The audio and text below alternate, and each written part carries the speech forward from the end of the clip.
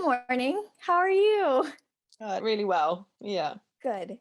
Thank you so much for agreeing to speak with me. I have to admit, I have been almost a little overwhelmed with how many options there are for translations and things. If I am seeming lost, I'm asking questions or asking questions about something that maybe isn't as important or completely skipping over Sure. something that is, please let me know. Right up front, I'll say I've just started down the road of translations. So I'm not someone who's done a lot of them, but I've done a bit of research. So, yeah. Wonderful. That's perfect because I'm really trying to write this article from the point of view of someone who didn't even have that Yes. necessarily on their radar. So I guess I'll start off by asking what kind of experience you have with translation so far, when you got started, what kind of started you down that path, that sort of thing. I started my career traditionally published. And so I've done a couple of translations with my publisher. So they did it all. I didn't do anything. And they also own the foreign rights at the moment to about 15 of my books. I can't do anything with those yet until I get them back. But when I started self-publishing, it seemed obvious to me that if you've written a book, then you need to investigate every revenue stream that you can for that one piece of work, so it earns you as much money as it possibly can. I knew Germany was a big market because the book that I've just had translated and done really well with, when it was released traditionally, it's one of the books I got my rights back to. I got invited to go to Germany by the woman who ran at that stage the Love magazine over there, which was like the RT book review here. And the Germans tend to like the New Zealand authors for some reason. I think they must like how we write, and most of us do quite well in Germany. So I thought Germany was the best place to start my own self-publishing ones. And then I just started asking authors, started talking about translations, and I honestly can't remember who it was, but someone gave me the name of the translator that I've used. And when I approached her, she was booked, and I had to wait 18 months for her to fit me in her schedule. Wow. So a lot of the good romance translators do book up really fast. But the big thing I think for me was I'd looked at the royalty share options on like places like Clue or whatever it's called, and I didn't want my copyright owned by anybody else, and I didn't want to do split royalty. So I looked around, and that's where I found translators who would just do it for an upfront fee. Now, what that means is you actually have to have quite a lot of money up front, because they charge more upfront because they're not taking a cut of anything you make. So if you like, there's more risk to you doing it yourself because you've got to spend the money and hope you earn it back. Whereas if you go down the royalty share route, you don't pay anything up front and you're just splitting the royalty with someone, but you've got no control over it. They own the book, they load it, all of that kind of thing, which is exactly why I went self-pubbing in the first place, is I wanted to get away from people who owned my copyright. So that model didn't make sense to me. And I think as the self-publishing market's growing, translators realise that authors aren't going to do that model, and so more of them have turned to the money up front. And it's also better for them. They know exactly what they're going to earn off that book, and the risk that there's no risk to them now on doing a translation for someone and then that book doesn't earn them anything, sort of thing. So it works for both of us. So I just started looking around, asking people, and the easiest way to do it is to go to whatever country you want to translate into and go and search books in your genre, and you'll see the translators' names are all loaded against the book that they've translated. So all I did is simply look at some of the big names in my genre, looked at who they were using, and then just Googled them and approached them. Sometimes I went to the author to check that they were happy with the translation and happy with the process and everything. So that's an obvious. And most authors are quite happy to share. So there wasn't anyone who said, "Oh, I don't want to talk about it," or so. I think it was Barbara Freehey. I can't remember who exactly it was. Told me about Corinna And I just emailed her, found her details and contacted her. And Facebook's great because most of them are on Facebook, so you can just message them and said, I'm interested in doing some translations. And she came back and she said, oh, I'm really booked this year. And then when she was free, she approached me and said, yes, you're booked in. So that's literally all it took. And then it's like anything that you publish, you put your book up in Germany, and then what do? You've got to try and get it in front of readers. And that's the reason I would suggest going with a well-known translator, and you're probably going to have to pay more for that. But once they're well known, they'll post on their Facebook page, hey, just completed this book, it's gone live. And that's the German readers are following that. And literally that's all I did with Lord of Wicked. And that's had over 1 million page reads in 7 weeks and sold quite a lot. That's all I did for that book. I haven't done any other marketing for that. So it's just what I always say is, if you want cheap, you'll get cheap, and things don't work how they should. And it's investing in your future, because if you pay all that money up front, at least you've got that book for life. So how long, even if it takes you 2 years to pay it back, you've then maybe got another 10 years to earn some money off it. So it's all of those things that you've got to look at.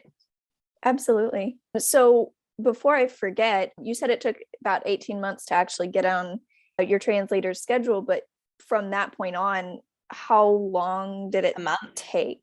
Wow. 1 month. Okay. And there's 2 stages. She'll do the translation, and then just like anybody who's writing, they'll suggest that you use a proofreader, a German proofreader, to go through and read the book. Now you can do 2 things. You can try and you can pay for a proofreader, and they're really expensive. You can go out on German blogs and ask for beta readers and say you'll give them the free read, but you want them to pick up mistakes. Or you can do the sneaky me. My sister's married to a German and she speaks fluent German, and I just got her to read the book.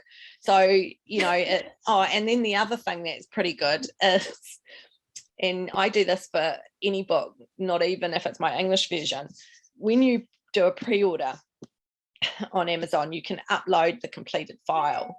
And what Amazon does is immediately goes through and it gives you a spell check. Oh, really? Yeah. And so you, in your back end, you just go in and have a look, and under where you've got your file, where you've loaded your document, it'll come up and say spelling errors. And you can click into that and you can email that list to yourself. Now, usually when you upload your German translation, there'll be quite a few spelling mistakes because they pick up all the English names. So your translator, if it's Lord Strathmore, your translator's not changing Strathmore into a German name. They keep names as they are. So you have to go through and go ignore to every single one that they've picked up. So it can be quite a lot, but it also does pick up little grammar errors and spelling errors. Like I've picked up a few because she's put an extra E in a word. It's a typo.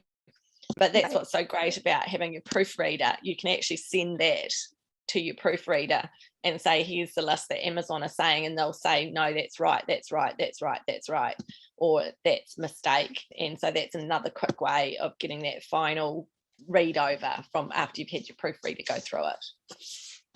Yeah, absolutely. And a lot of authors don't realize it's there. Yeah, I was gonna say I had no idea that they had the spell check option. Yeah, so I think they've just started doing it. So it works really well for German translations because they'll pull out any German word that they think's not right, and then you can just get that list checked, and that saves a lot of time as well.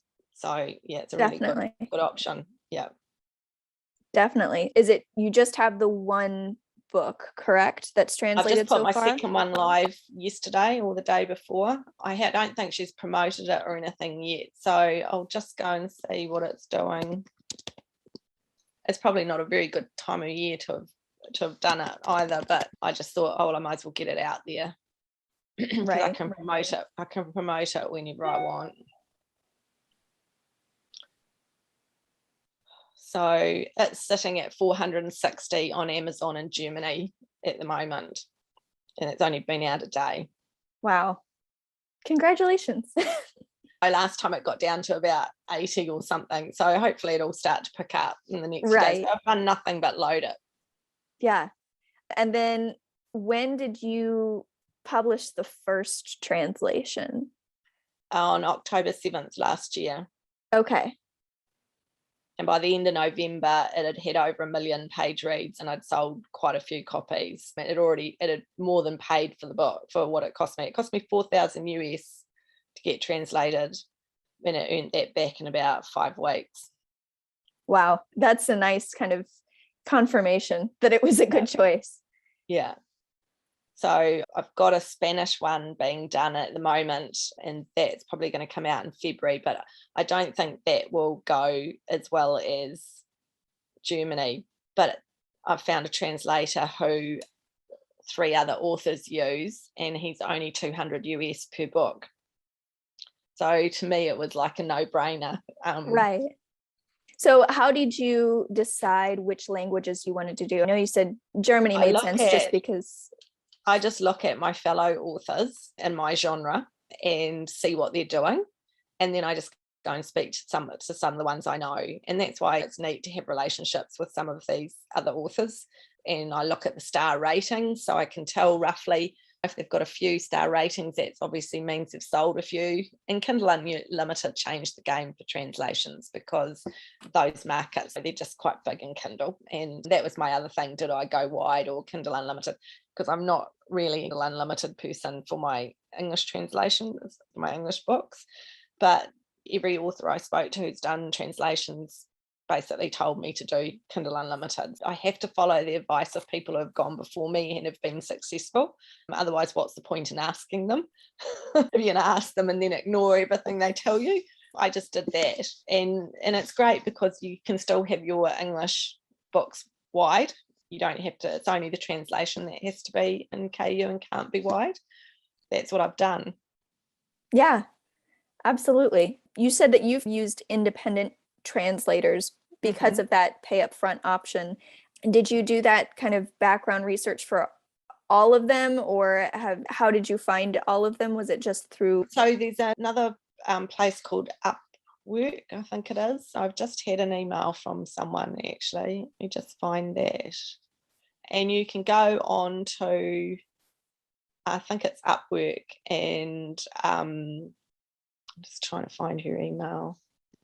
You can go on there and you can actually load a job and say, this is what I'm looking for and this is what I'm prepared to pay. And then people can reply to you. And that's great. I've had 3 girls that have come in. I did that. I went on to Upwork and asked, I actually Googled translators on Upwork and then approached them and emailed them and said, can you tell me who you've done translations for, and blah, blah. And one of the girls sent me back and said, I've translated these 2 books in German for Lucy Lennox, I think it was. And I went on to Germany and looked up those titles, and her name wasn't the translator name. And I thought, that's okay, because she could be using a pen name. She doesn't want anyone to know she's doing it. So I reached out to Lucy Lennox and said, this girl's saying she's translated your books. How did you find it? She came straight back and said, she's not my translator. I don't know her from a bar of soap. So what I'm saying is, you have to do your research. You have to go to people. And if you're spending a lot of money on something up front, then you need to make sure that you are paying for the right person, that it's quality. So that's why I started the other way. I went on to amazon.de. I looked at the authors in my genre, looked at who the translator names were, tried to Google them and find them. If I couldn't, I went to the authors and asked, got information that way. And then you've spoken to an author who's used that person and they're happy to say that that translator is really good. Then your risk of spending that sort of money is a lot lower than just going to someone that you don't know from a bar of soap. And people lie. So I always ask them who they translate for. Absolutely. Yeah, that's a good way to. Absolutely. So how much should people expect to cost, or expect a translation to cost? Anywhere between, depending on the size of the book, but probably for a 70,000 word book, you're probably paying anywhere from 2,000 through to 5 or 6. Now I balk at 5 or 6, and I thought, so my translator is 3,500 euros. That equals 4,000 US dollars. So most of them are in euros because they obviously live in Germany or in Europe. the exchange rate will affect that amount. So yes, I've had about 3 girls, and I've got them in my, if I just go into contacts, I've got 3 girls that I've now searched out, because of course even the translator I've used, they book up. You've got to look around and get a list of them, because if you want to move fast, you might not be able to use the same person for each one. But if you're doing a series, I would suggest using the same translator for a series, so that if there's any nuances or things that they do, that it's similar across the whole series.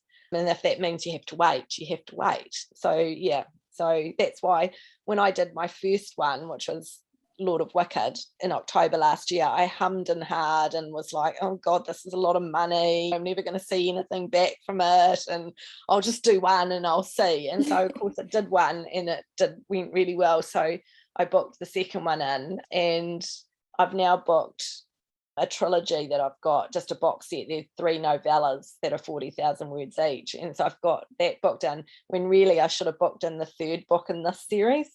I'm hoping that Connie can fit the 3rd one in sometime this year. Otherwise I'm going to be a bit stuffed. So because unfortunately book 2 ends with something that readers are going to want to see moving forward. Yeah, so I'm trying to get her to tell me that. And the great thing about German translations is when the translator is going to get it back to you, and then you've got to allow the time for it to be proofed and everything, it's much easier to do a pre-order. I don't know if you're like me, but if I pre-order one of my English books and then I don't get it finished in time, your pre-order's stuffed. But because the book's already been written, you pretty much know that the dates are going to be the dates. And so Exactly. it's really, really comfortable doing pre-orders for something that you know is already finished, sort of thing. Definitely. Yeah, rather than having to push those pre-order dates every time because you're late. So that's the other thing. You need to make sure that you've got a professional person, so that if they've given you a date, I allow another 4 weeks on top of what date they've told me to get everything proofed. And then if they're a little bit late, it doesn't matter. But most of the ones I've used have been early. They've all gotten them back well in time. The Spanish one and the 2 Germans have all come in under the time frame they said they would. Yeah. So, yeah, I mean, and then there's Biblica Q. I started there, I loaded books up, because that's what you do. You go into there and you load and say, I want these books translated into these languages, and then people can approach you. I just got approached by so many people, and yet when I went and asked what books they'd done, I got lied to all the time. Some of them said, oh, I haven't done any in your genre. And I just thought, this is just terrible. I don't know what quality I'm going to get. And so I quickly got off there and thought there has to be another way. And that's when I just started talking to other authors. And don't be scared of just emailing. Like, I know Lucy Lennox from A Bar of Soap. She writes mail, nothing to do with my genre. I had no idea who she was or anything. I just sent her a message through her website, her contact form, and said, you've used this person. They've said, this girl said she's done translations for you, and she came straight back. Really nice. So don't be scared to reach out. Most authors are quite friendly and helpful. Definitely. And especially the 20 books to 50K group and all those Facebook groups are so good about that. Yeah. So do you have plans in the future for doing other languages or anything like that? I'm just looking again at, because I write Regency historicals, it's a bit different market than contemporaries. Contemporaries worldwide, that there's sort of specific groups that read historical. And so I've done Spain, I'll do Spain, and I'll do Germany. And then I probably will do Italy. I've been approached by a couple of Italian translators who want to do my books. And Italy, I think, is probably bigger than France. But again, I just follow my other authors. Jennifer Ashley's just said she's done some in France, not thinking she'd get anything, and they've done really well. It's just trial and error. And my advice would be to do 1 or 2 and just see what happens. And if it goes well, then that you can spend the money to do the next lot. Yeah. So it's everything. It's what works for one person might not work for another, and it depends on genre as well. Trial and error is the best way. That's why I only did 1 to start with, just to see what would happen. And my idea was, I'll do 1, and then when that earns out, that'll pay for the next one. And I didn't expect it to earn out as fast as it did, which is really nice. But other people, that may not happen. It's just, was I lucky? There's so much luck in this game. You just don't know. I've got no idea why that book did what it did. It's so hard to say to someone, oh yes, I did this Facebook ad and I did this, but I did nothing. I just Right. put it up. So and the book that I translated was my very first debut book. It was pretty well received when it came out in 2012, but I don't think it was that big in Germany that I Right. can remember in the English version. I have been told that Germany likes dark and gritty sort of stuff, and I write dark and gritty, but then there's other people who do rom-coms and they're going really well in Germany. So who knows? Sounds like Germany is just the place to go, at Well, least for some genres. It's the next biggest market, I think, after America. I think it's even bigger than the UK. Wow. So yeah. So, and that's why I picked Germany, because I knew that. Also, my brother-in-law and my sister are in Germany. So, that helps, because they were telling me a lot about the German market.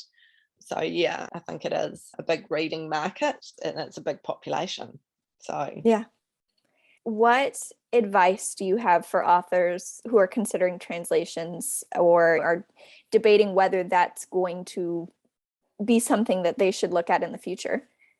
I think the first thing to do is look at your genre and what sort of book you write, and then look and see if the big girls in that genre have, or guys, God, that's terrible to say that, or person, whether there's translations and how well those translations are doing. And you can see that by the number of reviews and the rankings, etc., etc.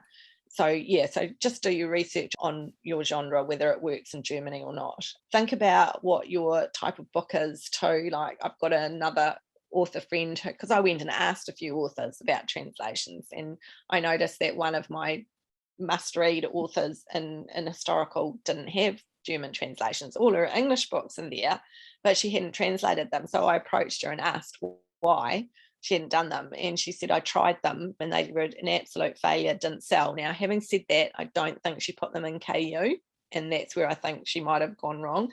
But her reasoning, and I can quite understand it, the reason she's very popular is because of the prose and the language that she uses in her books. And she said, I don't think that translates well into German.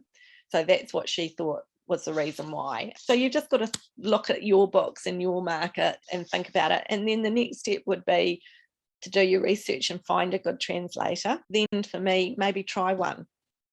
Just try one and see what happens. Absolutely. And there are groups. There's a girl in Germany who runs a German marketing Facebook group for authors publishing in German. So you can share knowledge and talk about things, and they do the normals like newsletter swaps or promotions. But a lot of those girls are Facebook adding in Germany and things, which I do, because I don't do Facebook ads anywhere yet. I just can't get them to work. I've done a few Amazon ads that work, but I haven't tried Facebook. Look and see if there's any Facebook groups that you can join for things like that. But really, it's just talking to the other authors that have already done it and finding your way and finding a good translator. And I do different covers for every translation, so they're not the same covers. I think that's quite important so people don't get confused. Definitely. And I've seen some other things too about how cover expectations in different countries can be different as well. Yeah. That makes sense. And also, I think Germany's got quite a strict title rule, like you can't have the same title as someone else. So you really, and that's where where your really experienced translator comes in as well. So when they take your title and then they try and convert that into German. So mine didn't convert very well, so we've left it in English and put a German sort of tagline next to it.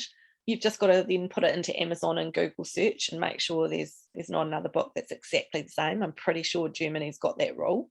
So that's where your translator's experience is really vital, to learn all those things, and things like joining this German Facebook group, because they'll explain a whole lot of things as well. So it's really research everything. And like I said, I've waited over 18 months, almost 2 years, to get that first translation out. It's good to get things out if they're going to earn money, but I think you need to make sure you do it properly, like anything. So take your time. You've got the book, it's already there, you're earning off it in English, so just take your time and get it right. Yeah, definitely. Before I forget, do you have the name of the Facebook group off the top of your Yes, head? so there's two groups that I use. There's the German Historical Romance Group author group. So this is run by an Aussie girl who has helped me quite a lot. And then here's the other one, which is Romancing Germany, Market and Marketing Insights for Romance Authors. A reader one as well, I think. It's the only ones I've got at the moment. Those are all author-based groups telling me how to do it. So you've got those. Sasha Cotman, who runs the first group she's got about 20 books in German and about 20 in Spanish. So she's the one that I get a lot of help from. And I'm using her Spanish translator. So she might have some really good insight into doing translations, because I think the second group there, the lady who runs that also runs a private Facebook group that you have to pay money to join, and they help you with a marketing plan. So I think it's about 300 euros for the year. And then she helps with marketing ideas and everything. Now, I haven't done that yet, mainly because I haven't needed to. But Sasha, I think, is in that group. So she might know more about that service, and I may look at that moving forward, but I haven't just yet. And what happens is she keeps that group quite tight, so you can't get in unless someone drops out or she's decided to open up for more people. So these are all girls based in Germany who run those two groups. So that's really good too. Yeah. Definitely. Well, then I guess just to start wrapping up, I feel like I know the answer to this, so maybe I'll reword it. My original question was going to be, have you found translations to be worth it? But I guess, like, just what are the pros and cons that you've found to making translations? The biggest one is making sure you find a good translator, because I've heard lots of horror stories, but I think it's because people haven't done their research. For me, I always use someone who's been recommended. So someone I know and know a bit about. And like Sasha, like I said, I think Corinna did most of Sasha's German ones. So she's got about 20 out, and I can see the results. They're all doing really well in Germany. And then the other one is, don't book and do a whole lot all at once. If you find your first one doesn't work, there could be reasons for that. I don't know, but most people I know, someone said to me, oh, you shouldn't do audio and shouldn't do transmissions unless your books sell well. And I think that's a good starting point. If you're not selling particularly well just in your English books, then maybe you need to look at what your books are doing and whether they're particularly good or not, because I think it's like any market, the books have to be good. So there's no point if you get a lot of people to go, I put my first in series free and it's not, sales aren't coming on to the rest of the series. That says to me the readers haven't gelled with that book enough to want them to go and buy the next book. So you need to look at your books. And I'm not a huge author at all. I do okay. I'm probably lower mid-list, and I make a good living off writing, but I'm not near the $1 million or anything like that. I'm probably around between, depending on how many books I have out a year, but around between about 60 and 100. So I think when you're starting to earn decent money off your books, that's when you can look at expanding that, because it means you've got a book that people like and that is selling. And that's the biggest thing to me. Don't just think, oh, if I'm not selling well in England, I'll do a German one and see if it sells well there, because it normally doesn't translate that way. So I think you have to have solid base of sales and readers, to show that your book's of a quality. Otherwise, you're spending $4,000 to translate a book that's not going to sell. Yeah. So well, that's the risk is that you're going to spend money and it doesn't get paid back. But I don't think you need to have it paid back like mine straight away. I would have been happy if my book had earned out over a year, because to me it's a lifetime investment. Your book's right. Going to be out there for a long time. So I didn't need for it to be paid off, in 5 or 6 weeks. I would have been really happy if it had paid me back in a year. Absolutely. I think that's about all I had. Was there anything else about your specific journey through translations that I didn't ask about or that you wanted to mention? No, I don't think so. I think it's a market that I hadn't really considered it until I started looking at my fellow historical authors that I'm friends with and seeing that they were selling well and doing well. And like I said, the book that I put up, it's been released since 2012. So it was doing okay, but it's dropped off in England. And would come up in sales when if I did a book bub or something.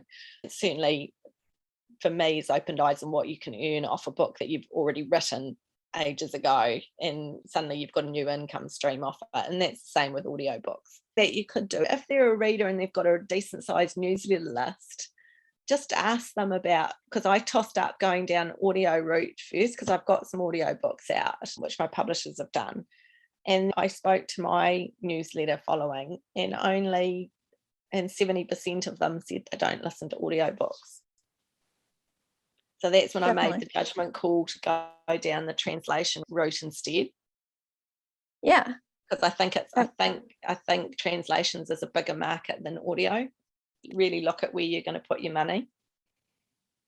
Absolutely. Yeah, you got to know your audience and know what they're really looking for. So thank you for this. So all right, well, have a good day, and I'm just about to start mine. So I'll see you. Yes, I was going to say have a good rest of your Friday. I will. Okay. Thanks. Cheers. Thank you so much. Bye.